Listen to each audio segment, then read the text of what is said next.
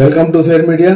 आज आपसे शेयर करेंगे राहुल गांधी का वोट चोर और वोट चोरी, वोट थेफ्ट, ये इशू सीरियसली गरमा रहा है और हिंदुस्तान के हर मामलात में और हर कोने कोने में ये इशू डिस्कशन हो रहा है और लोगों में भी इसके बारे में ज्यादा से ज्यादा जानकारी हासिल करने की कोशिशें चलने की वजह से भी एक प्रेशर कर्नाटक के खासकर जो राहुल गांधी महादेवपुरा असेंबली कॉन्स्टिट्यूंसी जो बेंगलुरु में है, वहां के कंप्लीटली सर्वे करके जो फाइंडिंग्स बयान किए हैं उसके ऊपर इंडियन एक्सप्रेस की टीम जाकर वहां भी वेरीफाई किया है।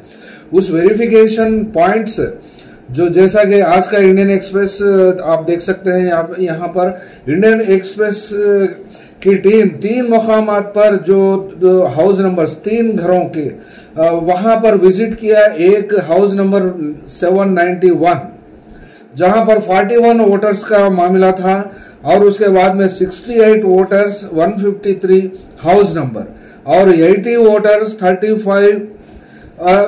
हाउस नंबर है। उसमें ये मुनि रेड्डी गार्डन बूथ नंबर 470 है और ये पूरा 194 के प्लेसेस को विजिट करने के बाद में वहां जो फाइंडिंग्स है वो इंडियन एक्सप्रेस में बोल सकते हैं, लेकिन वहां पर ये इंडियन एक्सप्रेस की टीम विजिट के दौरान कोई भी जैसा राहुल गांधी अपने बयानों में पेश कर रहे हैं ये दावा के वहां पर कोई है नहीं, वो कोई है नहीं, यानी यही बात कंफर्मेशन इंडियन एक्सप्रेस की टीम ने कंफर्म कर रही है। वो इसलिए कर रही है कि राहुल गांधी का भी बयान कहां तक सच है कहां तक गलत है, ये बात को भी वहां पर रेक्टिफिकेशन इंडियन एक्सप्रेस की तरफ से हो गया है और वो उसका पब्लिकेशन भी चल रहा है। आप देख सकते हैं टोटली ये वोट चोरी का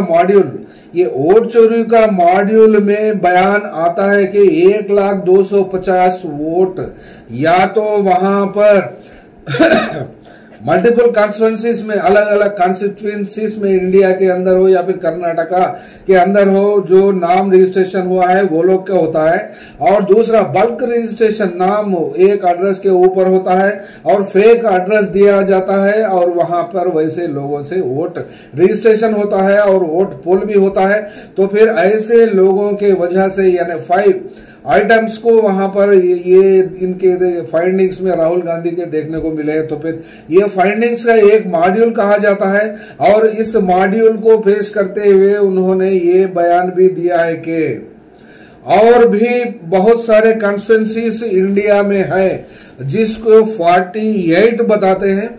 राहुल गांधी के हिसाब से महादेवपुरा का मॉड्यूल जो वो इलेक्शन में धान लिया हुई है उस धान लिया के वजह से 48 जो डायरेक्ट कांग्रेस पार्टी और बीजेपी पार्टी के बीच में जो इलेक्शन हुआ है वैसे इलेक्शन की बात कर रहे हैं और उसका डेटा जैसा महादेवपुरा का डेटा दिया था उस तरीके का डेटा वो भी 7 to 8 फेसेस में देने की बात करते हैं आइंदा आने वाले दिनों में।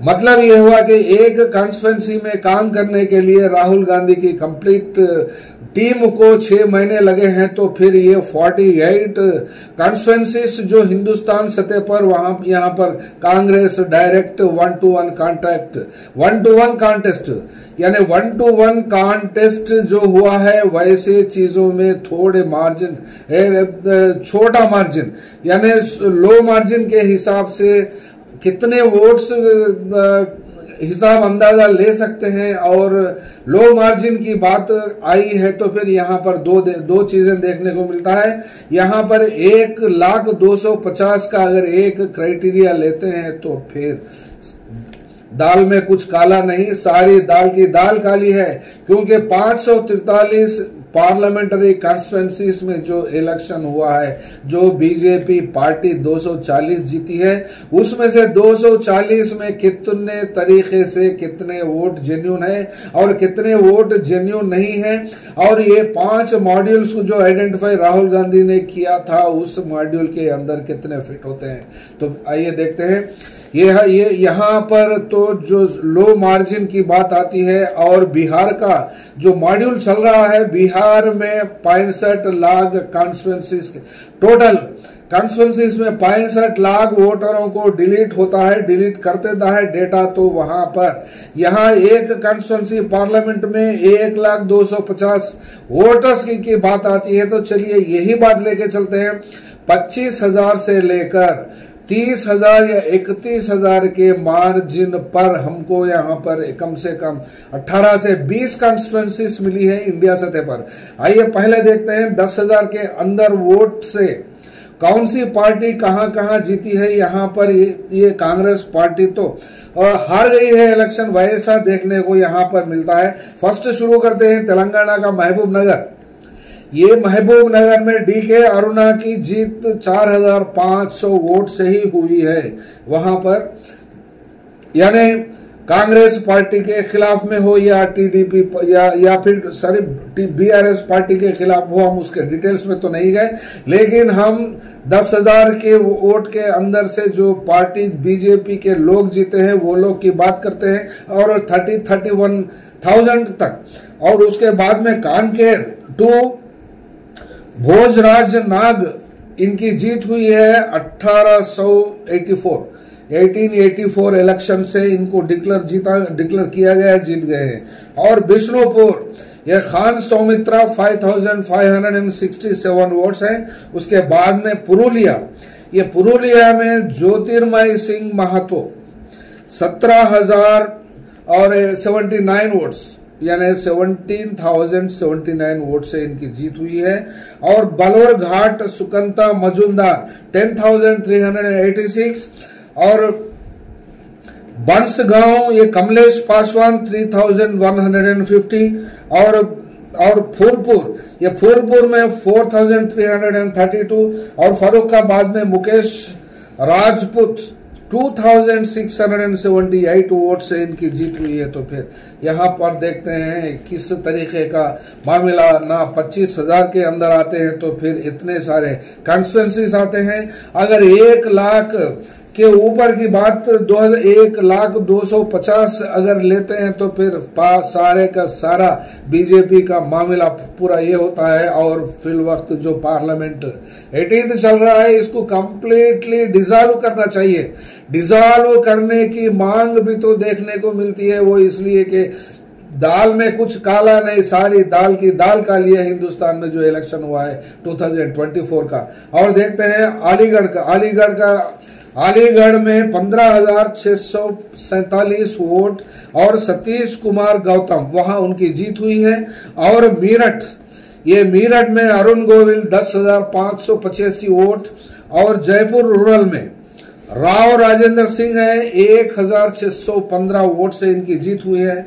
और कंधमाल में सुकांता कुमार पानीग्राही 21,371 वोट, और जयपुर से रविंद्र नारायण बेहरा 1,587, यानी इतने कम वोटों से भी यहाँ जीत हुई है। और उसके बाद में सारण राजीव प्रताप रूडी ये 13,661 वोट से जीत हुई है। और करीमगंज में कृपानाथ मल्ला ये 18,360 वोट है। और अरुणाचल ईस्ट में तपीर गांव 30,421। ये हिसाब देखते हैं तो मोटा 19 या 20 पार्लियामेंट्री कॉन्स्टिट्यूंसीज में खासकर 10 से 15 कॉन्स्टिट्यूंसीज 5,000 और 10,000 के बिलो, और ये टोटल ये जो 19 कॉन्स्टिट्यूंसीज है, ये 19 कॉन्स्टिट्यूंसीज भी 31,000 के बिलो वोट मार्जिन से बीजेपी पार्टी जीती है। तो फिर यहाँ पर किस तरीके का मामला हुआ है, तो फिर यहाँ सेम टू सेम महादेवपुरा का मॉड्यूल ही यहाँ पर देखने को चलता है। तो फिर इसीलिए ये पार्लियामेंट को चलाने की, और ये पार्लियामेंट के ऊपर डिपेंड होने के बाद में जो कैबिनेट बनी है और जो प्राइम मिनिस्टर और होम मिनिस्टर ये कैबिनेट मिनिस्ट्री बनी है, ये इन सारे चीजों को भी इस हिंदुस्तान को रूल करने का हक ये लोग को नहीं पहुंचता जब तक कि ये पार्लियामेंट्री सीट्स में कितने वोटों की किस तरीके की धांधली हुई है। वो ईवीएम वोट का काउंट अलग है, फिर दूसरी तरफ ये यहाँ तो वोटिंग प्रोसेसिंग जब से वोटिंग रजिस्ट्रेशन पैटर्न शुरू होता है और वहां से शुरू होकर खत्म होता है फाइनल ड्राफ्ट पब्लिकेशन होने के बाद में, वोटिंग जाने के बाद, वोट होने के बाद में, तो ये यानी एक मानो में राहुल गांधी की बात भी करते हैं, चोर पड़ने के बाद में कुत्ते जैसा भौंकते हैं गांव में, उस तरीके की बात होती है। क्योंकि 1 साल हो चुका है, 1 साल के बाद में ये जागा तो जागा, ईमान जागा या फिर अक्ल जागी, ये हमको पता नहीं है, लेकिन देर आए लेकिन दुरुस्त आए। यहाँ पर ये मामले को अगर देखते हैं तो फिर ये इलेक्टोरल रोल्स में इतने गलतियां और इतने तरीके के धांधलियां, इतने माल प्रैक्टिसेस और इतने मामला, तो वोट चोरी है तो चोरी है, तो लिहाजा ये पार्लियामेंट को इस हिंदुस्तान को चलाने का या फिर रूल करने का कोई हक नहीं होता। तो फिर फौरी तौर पर पार्लियामेंट को डिसॉल्व किया जाए, ये हमारी तरफ से हमारा भी ये डिमांड है। Thank you. फेयर मीडिया में आपका स्वागत है। हमारे चैनल को सब्सक्राइब करें और हमारे वीडियो देखें। हर अपडेट के लिए घंटी आइकन चालू करें। हम वास्तविक और निष्पक्ष समाचार और राजनीतिक अपडेट प्रदान करते हैं।